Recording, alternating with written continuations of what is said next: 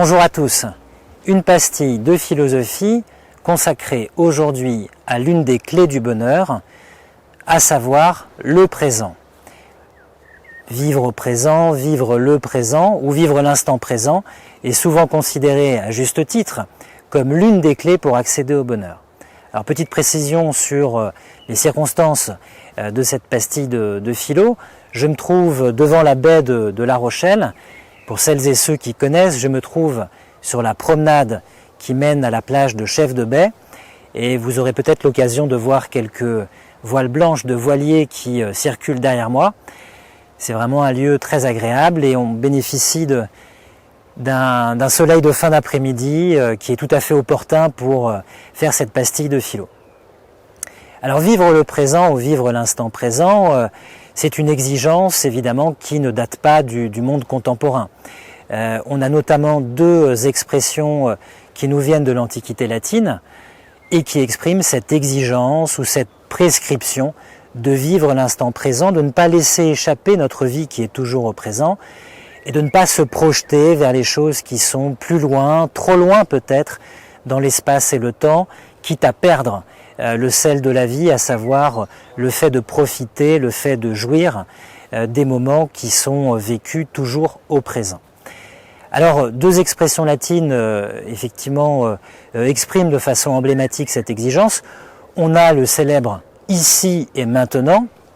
Alors, ici et maintenant, en latin, ça se dit « hic et nunc », qui dit clairement qu'il faut être ici et maintenant, et non pas avec l'esprit qui est projeté plus loin et plus tard.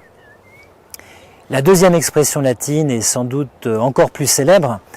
Il s'agit du célèbre « carpe diem », cueille le jour, en l'occurrence cueille le jour présent, et c'est un extrait d'une poésie d'Horace.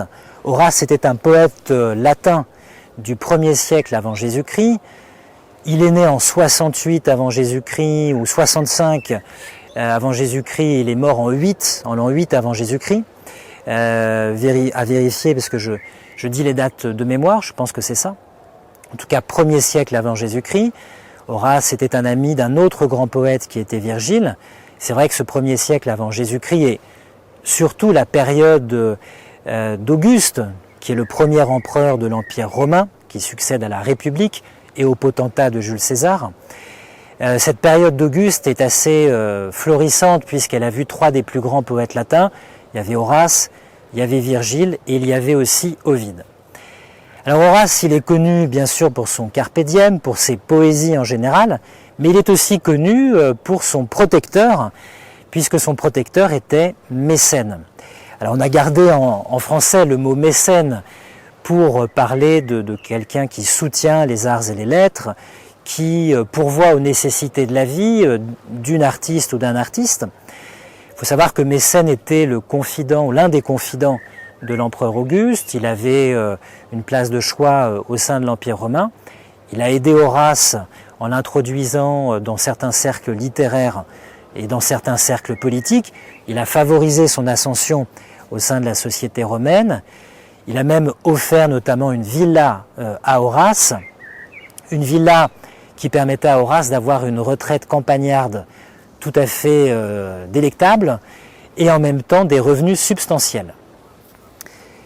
Alors Horace nous parle de ce carpe diem, il en parle dans son recueil qui s'appelle Les Odes, plus précisément dans le livre 1, c'est l'Ode numéro 11, qui est, si ce n'est dédié, du moins qui s'adresse à une jeune femme ou à une femme qui s'appelle Leuconoé.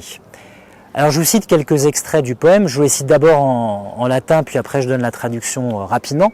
C'est tout simplement pour avoir un petit peu la sonorité du texte original d'Horace. Le poème commence de la façon suivante. Donc, je commence par le latin. Tu ne quaesieris scire nefas, quem mi, quem tibi, finem, didederant. Alors si on traduit presque mot à mot, c'est ne cherche pas à connaître Leuconoé, il s'adresse à Leuconoé, car c'est impie de le savoir, hein. Ce qui est néfaste, quelque chose qui est néfaste, c'est quelque chose qui est interdit par les dieux. Ne cherche pas à connaître, car c'est impie de le savoir.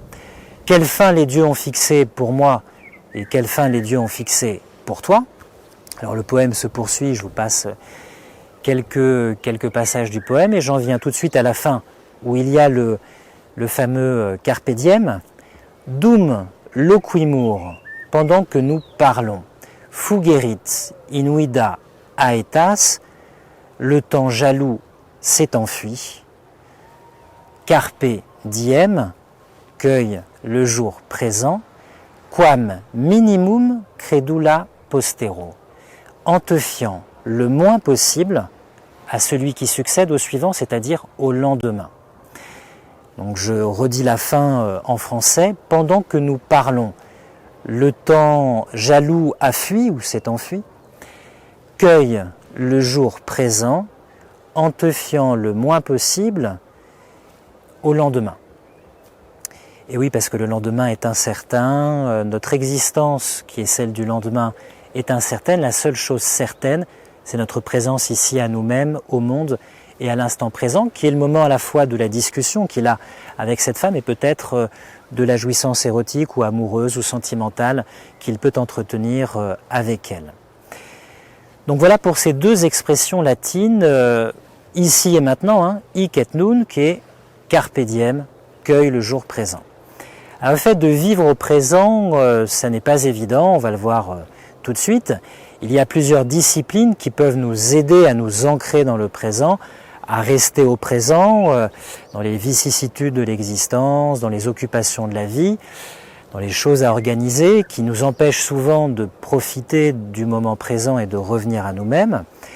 Alors ces disciplines, elles sont très nombreuses, ça dépend aussi de la façon qu'on a, du rapport qu'on a à la discipline ou à l'activité qu'on pratique. Il y a notamment les disciplines qui nous viennent de l'Orient, qui font qu'on prête attention au mouvement de notre corps, à la respiration, au souffle, à l'état du corps ou à l'état de l'âme, à l'état d'esprit qui se trouve dans l'instant présent, sans forcément d'ailleurs porter de jugement. Il y a le yoga, il y a le tai chi, il y a le qigong, il y a la méditation. Il y a tout un ensemble de spiritualité, il y a le sport aussi, en tout cas une certaine façon de pratiquer le sport. Quand on fait du sport, on est forcément dans l'effort de son propre corps, dans le présent de cet effort, voire dans le présent du geste que l'on fait, dans le souffle, pour celles et ceux qui courent, etc. Il y a notamment un sportif très célèbre, un tennisman, qui parle beaucoup du fait d'être dans le présent, de se tenir dans le présent. C'est Novak Djokovic qui insiste souvent dans ses conférences de presse sur le fait que c'est en tennis l'un des enjeux principaux, le fait d'être dans le présent du coup qu'on va jouer, du déplacement. Il est vrai que le tennis c'est un sport un peu particulier parce qu'on est en face d'un objet mobile, il faut se déplacer, coordonner ses mouvements. Et si on pense à autre chose qu'à la frappe qu'on doit faire, si on est un peu diverti, on risque évidemment de manquer le coup.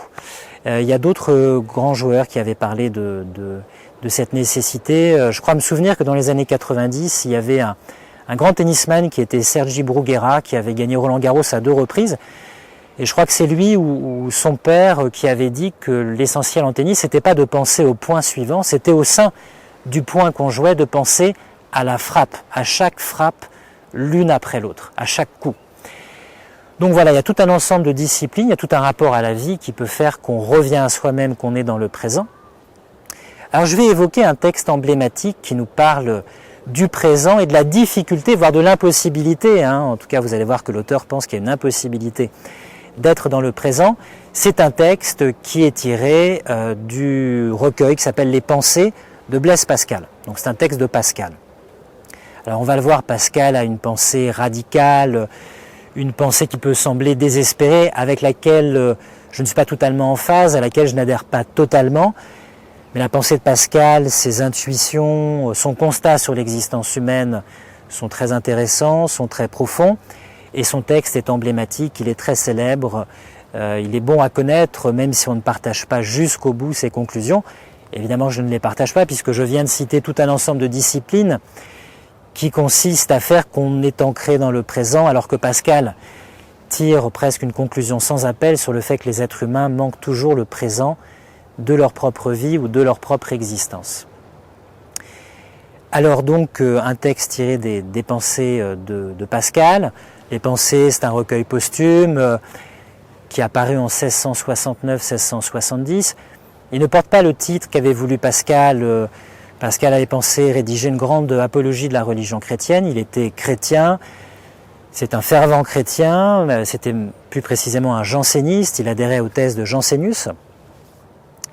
Et on a donné ce nom au lias qu'on a publié après sa mort. Alors je vous cite le texte de Pascal et je le commente au fur et à mesure. Donc je commence par la citation de Pascal. « Nous ne tenons jamais au temps présent. Nous anticipons l'avenir comme trop lent à venir, comme pour hâter son cours, ou nous rappelons le passé pour l'arrêter, comme trop prompt. Si imprudent que nous errons dans les temps qui ne sont point nôtres, et ne pensons point au seul qui nous appartient. Et si vain que nous songeons à ceux qui ne sont plus rien, et échappons sans réflexion le seul qui subsiste. » Alors que nous dit Pascal, que veut-il nous dire par ces premières affirmations? Il veut nous dire que nous existons au présent et chaque chose qui existe toujours au présent. Il n'y a d'existence qu'au présent. Les choses qui sont à l'extérieur de nous, qui sont autour de moi, moi-même, qui vous parlent à cet instant présent, nous n'existons qu'à chaque moment du temps au présent. Le passé n'est plus, les choses passées ne sont plus, elles sont révolues, comme on dit. Le futur n'est pas encore, et donc les choses futures ne sont pas encore advenues, elles sont espérées, elles sont envisagées, anticipées, mais elles ne sont pas réalisées, réelles ou présentes. Donc nous n'existons qu'au présent, mais nous vivons, si je puis m'exprimer ainsi, comme décalés, déphasés, en parallèle de notre propre existence. Puisque Pascal nous le dit, nous anticipons l'avenir, nous sommes dans la projection, la prospective, l'anticipation, l'espoir, l'espérance, l'organisation de nos activités pour le lendemain, pour les jours qui vont suivre, les semaines, les mois, etc. Ou bien nous sommes dans la rétrospection, nous sommes dans les souvenirs, la mémoire, la nostalgie, la mélancolie, voire le ressassement. Je ne sais pas si vous avez remarqué, je pense que vous l'avez remarqué évidemment, nous avons toujours tendance à rejouer un peu les scènes ou les scénettes de notre vie, et nous nous regardons un peu comme un personnage qui repasse le film de sa propre existence et qui a tendance à rejouer un peu les scènes de sa vie pour les améliorer, pour changer une réponse parmi celles qu'il a faites, en améliorant les choses et avec l'espoir vain, puisque Pascal parle de vanité et d'imprudence, d'irréflexion, avec l'espoir vain de pouvoir y changer quelque chose, alors que le passé n'est déjà plus, il est révolu. Donc une intuition de Pascal très, très profonde, très juste, un constat sur l'existence particulièrement pertinent. Alors ce présent, l'existence au présent, elle a été formulée par un auteur que connaissait très bien Pascal, et qui est l'une de ses grandes sources d'inspiration, qui est Augustin, Augustin d'Hippone. Alors Augustin d'Hippone, c'est un évêque de la fin de l'Empire romain. Il meurt en 430 après Jésus-Christ. Augustin a, dans certains textes, beaucoup parlé du présent, de l'existence au présent. Et notamment dans les Confessions, le livre 11 des Confessions, à partir du chapitre 14, pour celles et ceux qui veulent voir le texte, Augustin analyse le présent et l'existence au présent. Ce qu'Augustin nous dit, c'est, on voit qu'il y a une influence avec Pascal, c'est que chaque chose n'existe qu'au présent. Mais le présent n'est pas que le présent, ce serait trop simple. Il y a trois présents, il y a une triplicité du présent. Il y a le présent de l'avenir, c'est mon anticipation, mon espoir, mon espérance, ma prémonition, pourrait-on dire, dans certains cas de l'avenir, ma projection, qui se trouve dans mon esprit, dans mon âme, dans ma façon d'envisager les choses, de grossir le temps à venir d'un ensemble d'attentes. Et puis il y a le présent du passé qui est mon souvenir. Quand j'ai un souvenir présent dans mon esprit, dans mon âme, j'ai le passé qui est présent en moi. d'une certaine façon. Donc présent de l'avenir, présent du passé, et puis présent du présent, parce qu'évidemment, il y a le présent de l'instant présent, c'est le présent de l'attention que je peux accorder aux choses qui m'entourent. Le texte d'Augustin est très important, il est magnifique. Il défend une thèse très célèbre, c'est que le temps, l'écoulement du temps, la durée du temps, on pourrait dire l'extension du temps, le passage du temps, n'existe que dans l'âme humaine et pas dans le monde. Ça peut paraître un peu étonnant, mais les choses qui sont à l'extérieur de nous, elles sont à chaque moment dans le présent de leur existence. Elles sont à chaque instant le présent de ce qu'elles sont. Il n'y a que l'esprit qui puisse, en envisageant le temps à venir et la quantité, la masse ou l'ampleur du temps à venir, sentir l'écoulement de ce temps, de l'avenir vers le passé, en passant par le présent de son attention. Il n'y a que l'esprit qui peut sentir grossir en lui ce temps qui passe, ce temps qui s'écoule, qui vient remplir la mémoire du passé, du temps de son existence révolue, mais qui est encore présente dans son souvenir. Les choses elles-mêmes ne sont pas dans le temps, elles n'ont pas le sentiment de cet écoulement. L'extension en elle-même, la distension qui permet d'envisager cette amplitude du temps et de sentir son passage, les choses ne sont pas dans le temps, et Dieu lui-même, qui est à l'extérieur du monde et qui a créé le monde pour Augustin, n'est évidemment pas dans le temps, il est dans l'éternité. Donc seule l'âme humaine connaît le temps, et ce temps est un présent, mais ce présent est un triple présent. Et on retrouve un peu dans Pascal ce triple présent, ce présent qui se fuit lui-même en étant présent de l'avenir dans l'anticipation, présent du passé dans la rétrospection, et qui a du mal à être présent du présent. Alors, que nous dit Pascal aussi dans cet extrait que je viens de citer? Il parle d'imprudence, d'irréflexion. Nous échappons sans réflexion, le seul qui subsiste. On laisse échapper le seul temps qui subsiste pour nous, qui est le présent, en étant dans l'anticipation du futur ou la rétrospection, tournée vers le passé. Il parle aussi de vanité, Pascal, si vain, si vain que, alors c'est imprudent que nous errons dans les temps qui ne sont point nôtres, etc. Si vain que nous pensons à ceux qui ne sont plus. Il y a une vanité, une vacuité de l'existence humaine. Alors à l'époque, il y avait ce qu'on appelait, au XVIIe siècle, la peinture des vanités. Vous connaissez peut-être ce type de peinture, ce sont des peintures qui dépeignent souvent un sablier, un crâne, une bougie, toutes les choses qui nous font concevoir le temps qui s'écoule, qui passe, la dissolution progressive des choses, leur disparition, la bougie qui font progressivement, le crâne qui annonce la mort, avec des formules qui sont elles aussi tirées de l'Antiquité latine, comme le memento mori, souviens-toi que tu vas mourir. Il y avait donc ces peintures des vanités.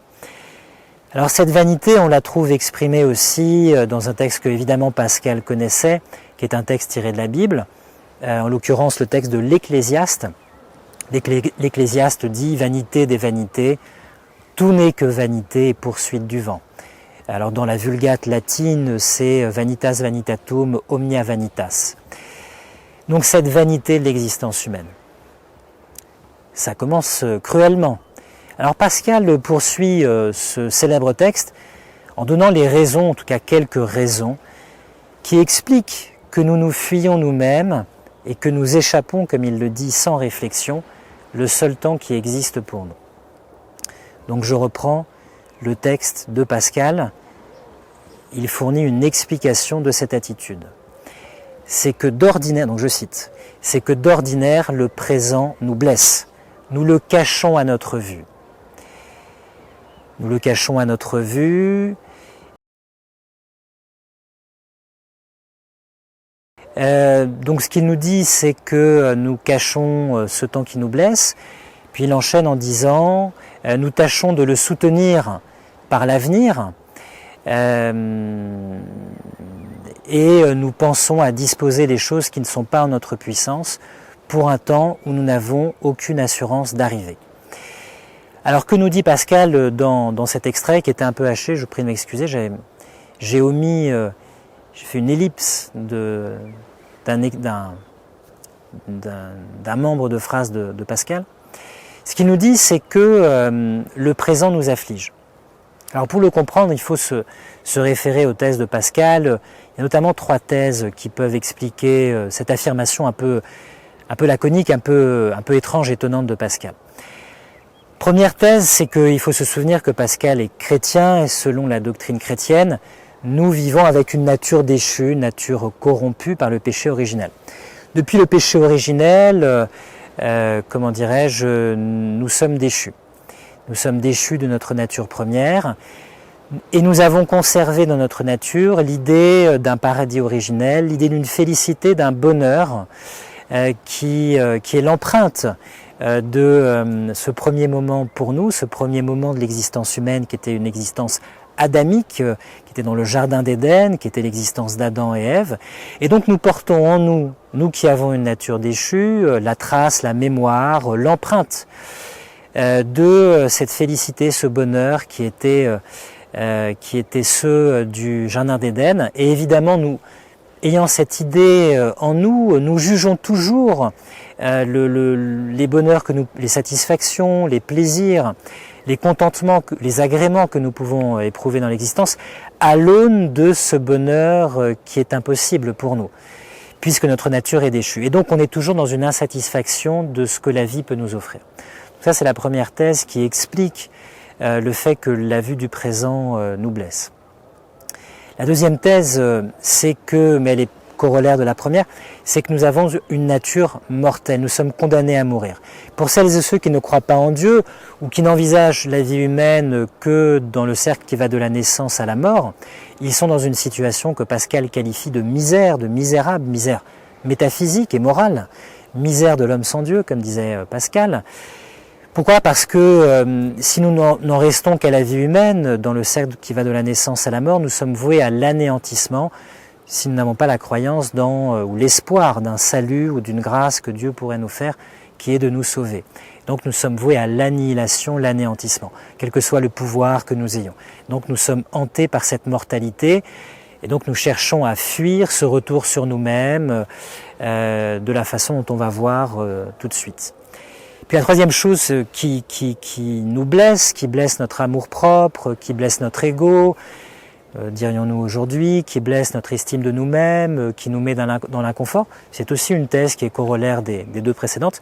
C'est pas simplement notre vulnérabilité, ce sont nos imperfections, nos manques, nos manquements, nos défauts, nos vices, etc. Et d'ailleurs, Pascal nous le dit, nous détestons nos défauts, et comme nous détestons nos défauts, nous détestons ceux qui nous les disent, nous détestons ceux qui nous annoncent des vérités qui sont blessantes pour notre amour-propre. Évidemment, nous sommes pour nous-mêmes le centre de notre existence, et nous ne voulons pas être relativisés, nous ne voulons pas que notre valeur personnelle soit relativisée, abaissée, diminuée ou amoindrie. Et donc nous concevons une passion qui est injuste, nous dit Pascal, c'est-à-dire une haine de la vérité. Nous haïssons la vérité, puisque la vérité sur nous-mêmes nous blesse, et nous haïssons ceux qui nous la disent. Vous voyez que la vision de Pascal de l'existence humaine est assez cruelle, est assez désespérée, pourrions-nous dire. Et tout ça, toute cette incapacité à être satisfait du présent, le fait qu'il y ait tout un ensemble de choses qui nous blessent, c'est la phrase que je vous ai citée tout à l'heure, parce que celle-là je m'en souvenais, c'est que d'ordinaire le présent nous blesse, nous tâchons de le cacher à notre vue. Tout cela débouche sur une attitude que Pascal appelle le divertissement. Alors divertissement, qu'est-ce que c'est ? C'est la distraction, diverto, vertere, ça veut dire détourner, au sens propre du terme, la distraction, le détournement, la diversion.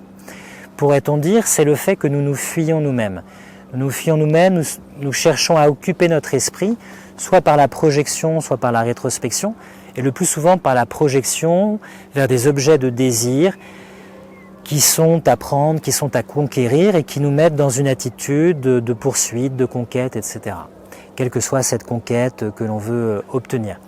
Ça nous met dans l'inquiétude du désir, qui est aussi un thème d'Augustin, d'Hippone, parce que dans les confessions, le tout début des confessions d'Augustin, le livre 1, le premier chapitre, il y a cette phrase emblématique que Pascal ne pouvait que connaître, inquietum est cor nostrum, inquiet est mon cœur, de nec requiescat in te, jusqu'à ce qu'il repose en toi. Inquiétude de la vie humaine et errance, égarement de la vie humaine. poursuite d'un ensemble de choses dont nous n'avons pas toujours besoin, mais qui nous permettent d'occuper notre esprit et de le détourner de la misère ou du caractère misérable, de notre mortalité, de notre vulnérabilité, de nos imperfections. Et cette poursuite du bonheur, ça n'est autre qu'une fuite de nous-mêmes. Hein. En poursuivant le bonheur, nous nous fuyons nous-mêmes. Et le paradoxe, c'est qu'en poursuivant le bonheur, en le concevant toujours là-bas, plus loin, vers une chose qu'il nous faut acquérir, pour nous garantir un bonheur que l'on espère, nous perdons, nous laissons échapper le bonheur qui est ici présent, et c'est en poursuivant le bonheur qu'on le perd, ou qu'on perd la possibilité de le saisir. Voilà pourquoi Pascal nous dit que le présent nous blesse. Et vous voyez, la fin de ce premier paragraphe de cet extrait finit aussi sur une certaine vanité soulignée par Pascal. Nous tâchons de le soutenir par l'avenir, on essaie toujours de soutenir notre existence par l'anticipation de l'avenir. Et nous songeons, nous pensons, à disposer les choses qui ne sont pas en notre puissance pour un temps où nous n'avons aucune assurance d'arriver. C'est-à-dire qu'on passe notre vie à envisager un futur qu'on ne maîtrise pas, des choses qui ne sont pas en notre puissance. Personne ne maîtrise, n'a la puissance, le contrôle sur le lendemain, sur les semaines, les mois à venir. Mais nous sommes tout occupés d'un temps qui pourtant nous échappe et dont nous n'avons pas la maîtrise, en laissant échapper le seul qui nous appartient, expression que Pascal a employée précédemment. Alors si vous êtes intéressé par ce thème du divertissement, il y a notamment deux métaphores de Pascal qui sont très célèbres, c'est la chasse et le jeu, que Pascal prend en exemple pour faire comprendre que les êtres humains cherchent à occuper leur esprit, à le tenir diverti d'eux-mêmes, dans une fuite de leur propre présent ou dans une fuite de la conscience qu'ils pourraient avoir de leur sort et du caractère misérable de leur sort. Le premier, la chasse, il est très célèbre parce qu'elle dit, mais si on donnait le matin de la chasse le gibier que la personne veut chasser, qu'on lui donnait le gibier avant la chasse, est-ce que la personne serait contente? Non, elle ne serait pas contente, elle préfère l'ombre à la proie, elle préfère pourchasser un gibier qui la tient occupée des heures et des heures dans une activité qu'elle aime, parce que c'est une activité qui lui permet de s'oublier. Si on lui donne tout de suite le gibier à cuisiner ou à faire cuisiner, eh bien il n'y a pas de plaisir de la chasse. La personne ne va pas chasser pour un gibier qui n'existe pas et qu'on lui a déjà donné. C'est la même chose pour le jeu. Alors le jeu c'est un peu plus subtil parce qu'on pense toujours que on est attiré par le gain. C'est vrai, on est attiré par le gain, mais Pascal nous dit être occupé par le jeu, être pris au jeu, c'est pas simplement l'appât du gain. Parce que pareil, imaginez un joueur qui est pris par le jeu, aime bien jouer, est un joueur. Ça peut être un joueur, un jeu, comment dirais-je, de hasard ou un autre jeu, ça peut être le jeu de la séduction d'ailleurs. Si on lui donne tout de suite à il ou elle ce qu'il ou elle désire obtenir par le jeu, il n'y a plus de plaisir du jeu. Il n'y a plus rien à gagner. Alors on peut jouer, mais enfin il n'y a plus de ce qu'on appelle un enjeu. Donc il y a un plaisir du gain, mais le gain, il ne sert, c'est un prétexte si l'on veut, c'est un moyen d'être pris par le jeu. Plus le gain espéré est grand, plus notre esprit est occupé par le jeu, plus il y a un enjeu, plus on est pris par le jeu. C'est ça le divertissement de Pascal. Alors je finis en citant la fin du texte, en espérant ne pas oublier une miette du texte de Pascal. Je finis avec ce deuxième paragraphe de cet extrait des Pensées. Deuxième paragraphe qui a une valeur à la fois récapitulative et conclusive. Que chacun examine ses pensées. Il les trouvera tout occupées au passé ou à l'avenir. Nous ne pensons presque point au présent. Et si nous y pensons, ce n'est que pour en prendre la lumière, pour disposer de l'avenir. Le présent n'est jamais notre fin. Le passé et le présent sont nos moyens, le seul avenir est notre fin. Ainsi, nous ne vivons jamais, mais nous espérons de vivre, et nous disposant toujours à être heureux, il est inévitable que nous ne le soyons jamais. Je redis cette dernière phrase parce qu'elle est vraiment emblématique de la pensée de Pascal, et elle a une valeur conclusive pour lui. Ainsi, nous ne vivons jamais, mais nous espérons de vivre, et nous disposant toujours à être heureux, il est inévitable que nous ne le soyons jamais. Et oui, parce que notre fin, comme dit Pascal, n'est jamais le présent. Nous ne faisons jamais les choses pour le présent. Nous faisons les choses au présent pour l'avenir. C'est vrai que quand on y pense, chaque geste que l'on fait, chaque parole que l'on dit, chaque mouvement que l'on fait est dirigé vers l'avenir du mouvement qu'on veut faire, de la chose qu'on veut prendre. Si on se déplace, si on se lève de sa chaise, si on fait quelques pas, c'est pour arriver, ne serait-ce que quelques instants après, à une situation qui est un futur. Le présent n'est pas la fin des actions que l'on fait ou que l'on entame, que l'on commence ou que l'on initie. La conclusion de Pascal est sans appel. Nous nous préparons toujours à être heureux. C'est parce que nous nous préparons à être heureux pour un bonheur qui est là-bas plus tard dans des choses qui sont situées dans l'avenir. C'est parce que nous nous préparons à être heureux que nous manquons le seul bonheur possible pour nous, qui est le bonheur au présent. Pensée donc de Pascal qui est sans appel, mais je fais appel. Si je perds l'appel, j'irai en cassation. Je fais appel parce que la pensée de Pascal est très profonde, son constat sur l'existence humaine est évidemment pertinent, il est très important, il exprime de manière emblématique la difficulté à vivre ou à exister dans le présent. Mais comme je l'ai dit en entame, il y a des disciplines qui nous permettent d'être dans le présent. Il y a la méditation, une certaine forme de spiritualité, une attention à nous-mêmes, tout un ensemble de disciplines qui nous permettent de revenir à nous-mêmes, à revenir aux choses qui sont présentes. Donc, ce n'est pas irrémédiable que de passer son existence à fuir son propre présent. Et j'ai amené avec moi un petit livre, alors c'est pas pour faire du prosélytisme, c'est un livre de Thich Nhat Hanh qui s'appelle « Commencer à méditer ». Alors, je n'ai pas d'action auprès de l'éditeur. Pourquoi est-ce que je l'ai pris? Alors Thich Nhat Hanh, il a une vie assez extraordinaire parce que il est né au centre du Vietnam, il a traversé le XXe siècle et le début du XXIe siècle. C'est un prêtre bouddhiste, c'est un pacifiste. Au moment de la guerre du Vietnam, il n'a pas pris parti entre les États-Unis et le Vietnam. Il a été exilé, banni de son pays pendant près de 40 ans.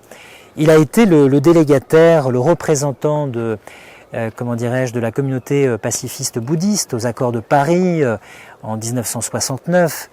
Et après la paix qui a été signée entre les États-Unis et les autorités vietnamiennes en 1975, il avait espéré pouvoir revenir. Comme il n'avait pas pris parti, le gouvernement vietnamien l'avait banni, avait maintenu son bannissement. Il est revenu au Vietnam au début du XXIe siècle et il a vécu en exil, notamment en France. Il a fondé le village des Pruniers. Et dans ce petit texte qui est fait de chapitres tout simples, il exprime sa pensée et il revient sur l'une des clés du bonheur et de l'exercice de la méditation bouddhiste qui consiste à vivre dans le présent. Et en citant quelques extraits, on voit toute la distance qui sépare le constat sans appel, semble-t-il irrémédiable, de Blaise Pascal sur l'existence, cette incapacité de vivre au présent, ce fait de se fuir en permanence, et cette discipline du quotidien qui, un petit peu comme des petits grains de sable, vient apporter des moments de présence. Je vous lis quelques extraits des exercices prônés par Thich Nhat Hanh. En inspirant, je calme mon corps, en expirant, je souris, établi dans le moment présent, et je le reconnais comme un moment merveilleux. Tandis que j'inspire et prononce ces mots, je sens vraiment ma respiration apaiser mon corps et mon esprit. Alors voilà, on a deux visions de l'existence, une vision un peu désespérée et une vision qui consiste à nous dire que finalement on peut revenir à cette merveille qu'est l'existence humaine, cette présence au monde, au simple fait d'exister, de vivre, d'être vivant, de respirer, d'autant plus si l'on est en bonne santé, et ce miracle presque d'être au monde, d'exister, d'être, d'avoir une existence parmi les choses, d'être conscient de cette existence, d'être pleinement plongé dans le présent de cette existence à travers la conscience du souffle, à travers tout un ensemble de pratiques, à travers toute une discipline qui nous permet de travailler l'instant présent. Voilà, c'est pas pour faire du prosélytisme, mais c'était simplement pour prendre un peu de distance par rapport à un texte très emblématique de la pensée occidentale qui a ses forces mais qui a aussi ses limites. Merci de votre attention. Si le contenu vous a plu, n'hésitez pas à vous abonner. C'est libre et c'est gratuit. Il suffit de cliquer sur l'onglet abonner. N'hésitez pas à mettre un pouce en l'air si vous avez apprécié. N'hésitez pas non plus à laisser un commentaire. C'est toujours avec plaisir qu'on lit la réaction de quelqu'un sur son travail. Puis ça peut donner des pistes, des idées sur des futures pastilles de philo. Voilà, je vous remercie. Je vous souhaite une bonne soirée ou une bonne journée. Et je vous dis à bientôt.